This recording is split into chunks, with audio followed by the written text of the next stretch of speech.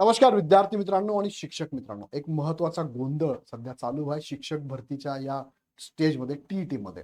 Form भरताना माध्यम कोणतं निवडावा आणि भाषा विषय कोणती निवडावी या संदर्भात प्रचंड एक परिपत्रक तर व्हायरल होतंय.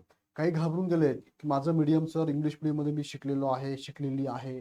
मी मराठी मीडियमच्या स्कूलला आहे, मी हिंदी मीडियमच्या स्कूलला आहे, मी इंग्लिश मीडियमच्या स्कूलला आहे. माझं डी-एड, बी-एड इंग्लिश, मराठी, हिंदीमधून झालेलं आहे, उर्दूमधून झालेलं आहे. माझं 11वी 12वी आणि ग्रॅज्युएशन पण अशा मीडियममधून झालंय. सर मी कोणतं मीडियम निवडू?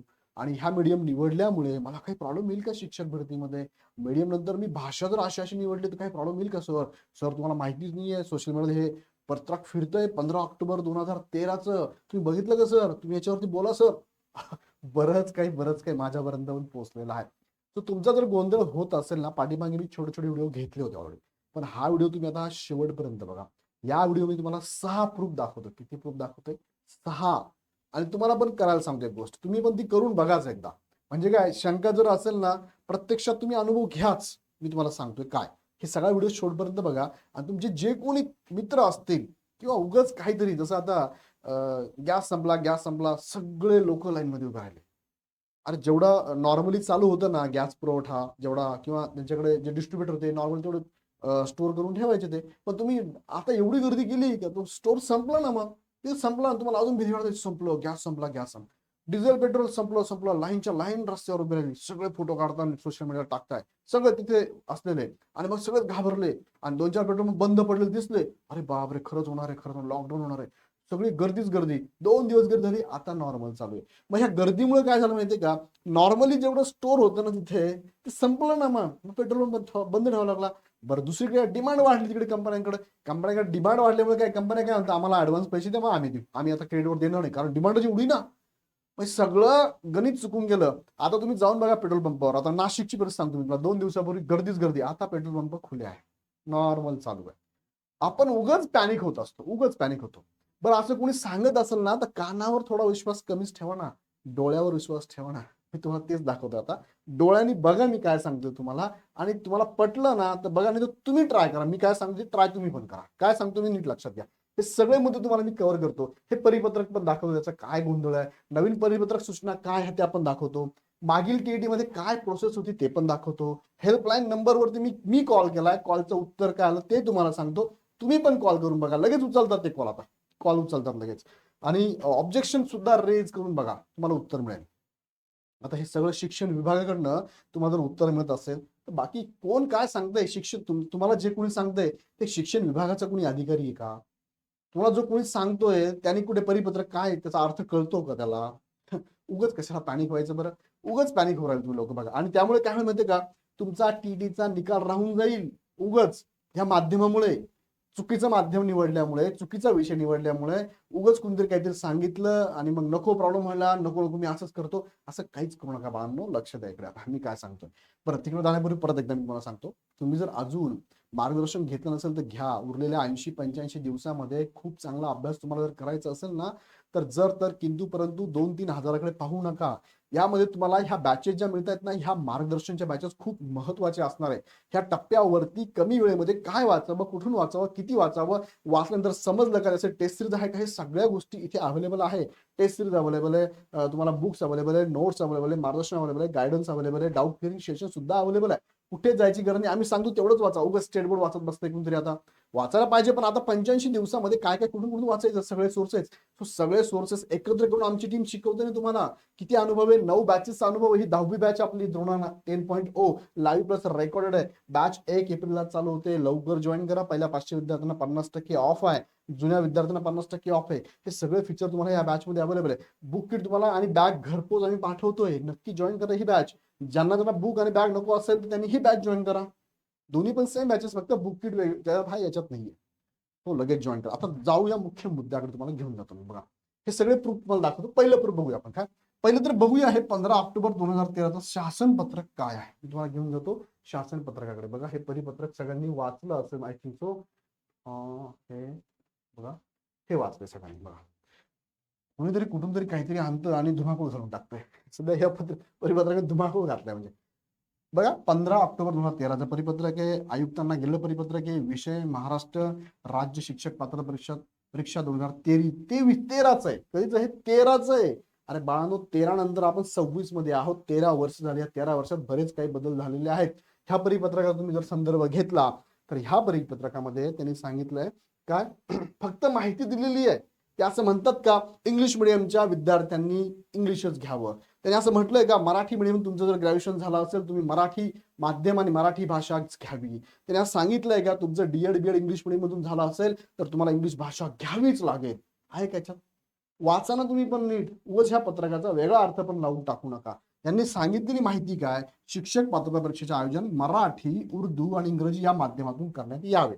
माध्यमातून म्हणजे क्वेश्चन पेपर तुमचा जो येईल ना तो क्वेश्चन पेपर कोणताही विषय असू द्या तो ह्या 3 लँग्वेज मध्ये येणार असं सांगितलं पहिल्या ओळीमध्ये. दुसरं काय दोन्ही पेपर मधील 1 आणि 2 भाषा या विषयासाठी खालील प्रमाणे लँग्वेज 1 लँग्वेज 2 राहतील.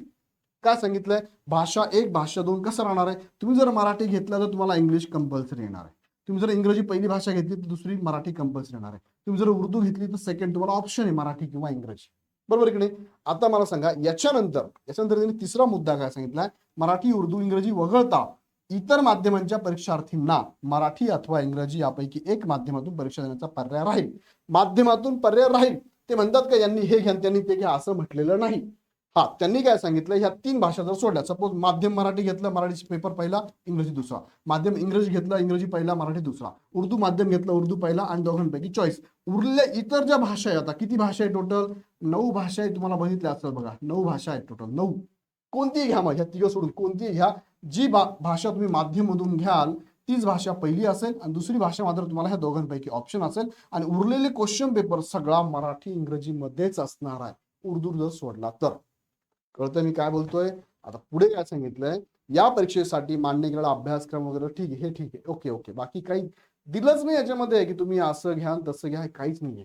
आता हे परिपत्रक तुम्हाला समजलं त्यांनी पर्टिक्युलर असं म्हटलेलं आहे का कुठे नाही म्हटलंय का तुम्ही अर्थ लावलाय त्याचा तुम्ही अर्थ लावलाय प्रत्येकाने आपल्या आपल्या सुनुसार अर्थ लावून टाकला भीती कुठे अर्थ लावला. आता मी तुम्हाला परत घेऊन जातो दुसऱ्या परिपत्रकात. बघा टीईटी 2025 ला फॉर्म भरताना शासनचं पत्रक आलेलं होतं. काय पत्रक आहे ते पण दाखवतो बघा. टीईटी 2025 चा फॉर्म भरताना बघा हे महाराष्ट्र शिक्षक पात्रता परीक्षा 2025 त्यावेळेस फॉर्म भरताना त्यांनी पत्रक काढलं होतं आणि त्या पत्रकामध्ये त्यांनी असा काही उल्लेख केलेला नव्हता. पण माध्यमाबद्दल त्यांनी काय बोललंय तुम्ही इथे बघून घ्या. त्यावेळेस पण पूर्ण माहिती मी मुलांना दिली होती पण ह्यावेळेस जरा जास्तच पॅनिक होत आहेत सगळेच लोक. परीक्षेसंदर्भात माहिती बघा इथे माहिती दिली परीक्षेसंदर्भात. त्यांनी काय सांगितलं यामध्ये पॉईंट सांगतो मला. हा पॉईंट बघा काय उमेदवाराने परीक्षेसाठी प्रविष्ट होण्यासाठी जे माध्यम निवडलेले असेल याचा अर्थ काय जे माध्यम तुम्ही कोणतंही म्हणा ना त्याला. त्यांनी म्हटलंय का यानी हे नाही जे माध्यम निवडलेलं असेल ते या परीक्षेसाठी प्रथम भाषा म्हणून ग्राह्य धरले जाईल. समजतं मी काय बोलतोय. प्रथम भाषा कुणाला तुम्ही जे माध्यम निवडाल ती प्रथम भाषा असेल. माध्यम तुमच्यावर चॉईस आहे.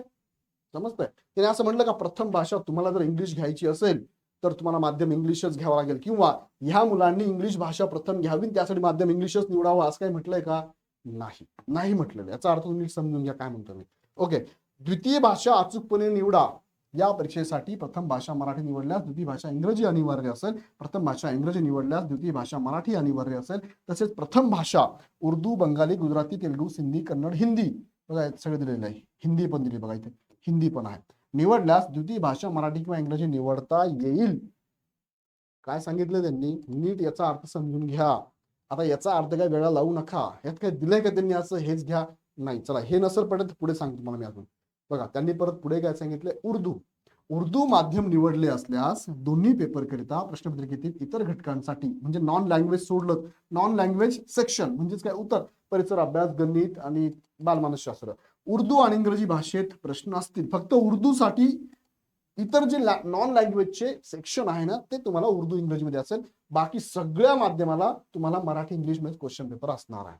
आता बघा त्यांनी काय सांगितलं जर मराठी किंवा इंग्रजी किंवा इतर माध्यम जर की कन्नड तेलुगू गुजराती हिंदी सिंधी बंगाली निवडले असल्यास दोन्ही पेपर करिता प्रश्नपत्रिकेतील इतर घटकांसाठी म्हणजे नॉन लँग्वेज सेक्शनसाठी मराठी इंग्रजी भाषेतच प्रश्न असतील. हा पण प्रश्न कोणाचा असेल ना तो पण सॉल्व्ह झालाय. सर माध्यम जर मी हिंदी निवडलं तर मग बाकीचे क्वेश्चन मला कोणत्या लँग्वेज मध्ये येतील हिंदीमध्ये येतील नको सर हिंदीमध्ये नकोय मला.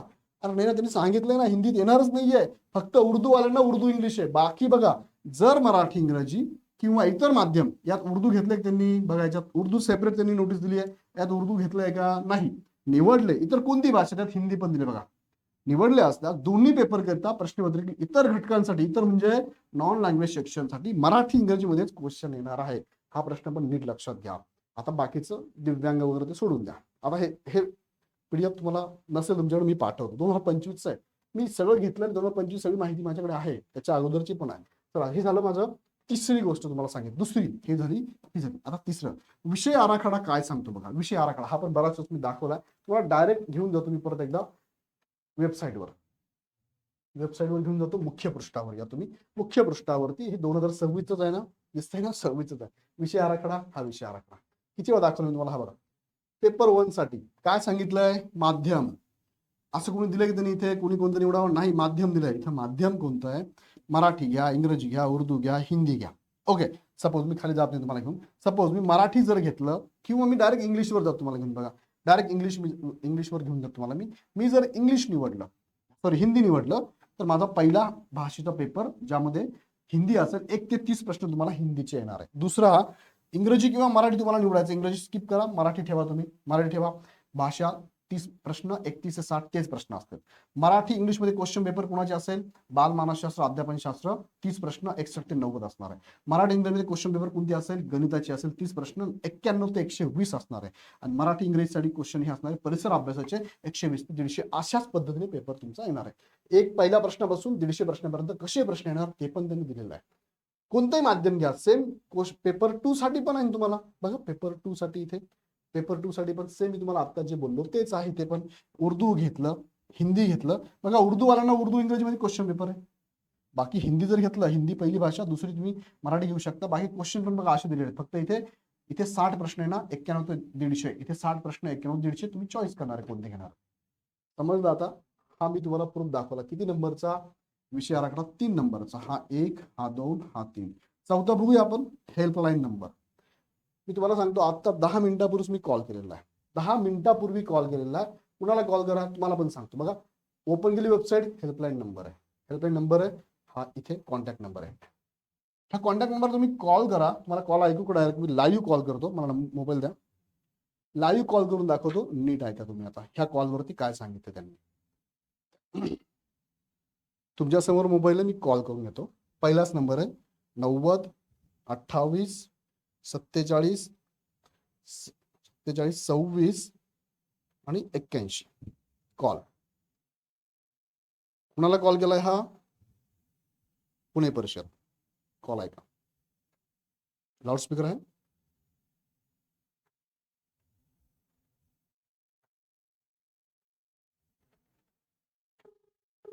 ऐकतोय, आवाज येतोय. मॅडम नमस्ते. मॅडम मला टीडीचा फॉर्म भरायचा आहे, त्यामध्ये माध्यम निवडायचं आहे. तर माध्यम मी कोणतं घेऊ शकतो. कोणतेही माध्यम निवडू शकता तुम्ही. अच्छा, कोणतं घेतलं तरी चालणार आहे. हा, कोणतेही घेऊ शकता. मराठी, इंग्लिश, हिंदी कोणतेही निवडू शकता. अच्छा, मी जर इंग्लिश मीडियम मधून असं शिकलेलो, त्याचा काही संदर्भ नाही, याच्यामध्ये संबंध नाही. नाही सर, ही काय पात्रता परीक्षा आहे, ते कोणतेही माध्यम तुम्ही निवडू शकता. बरोबर. Okay okay okay, thank you thank you madam, thank you. Okay, ऐकला कॉल. आता ह्या नंबरला कॉल करा तुम्ही. कॉल लगेच करा, लगेच उचलता येते, सांगतात पण. आता अजून काय प्रूफ देऊ, तुम्ही कॉल करून बघा ना. चला, हा एक प्रूफ लाईव्ह दाखवलं मी तुम्हाला. Raise objection 5 number. आता मला ऑब्जेक्शन मी घेतलंय ऑलरेडी, फक्त रिप्लाय अजून नाही आलेला. तुम्ही देऊ शकता. बघा इथे ऑब्जेक्शन मी घेतलेलं आहे 28/3 सकाळी 11:18 ऑब्जेक्शन घेतलेलं आहे. ऑब्जेक्शन घेतलंय. काय ऑब्जेक्शन आहे, फॉर्म भरताना बघा तुम्हाला दाखवतो मी. फॉर्म भरताना माझी एज्युकेशन इंग्लिश मिडियम मधून असेल तर मी माध्यम आणि भाषा पेपर कोणता निवडावा, येईल याचं उत्तर. 24 तासात येऊन जातं उत्तर.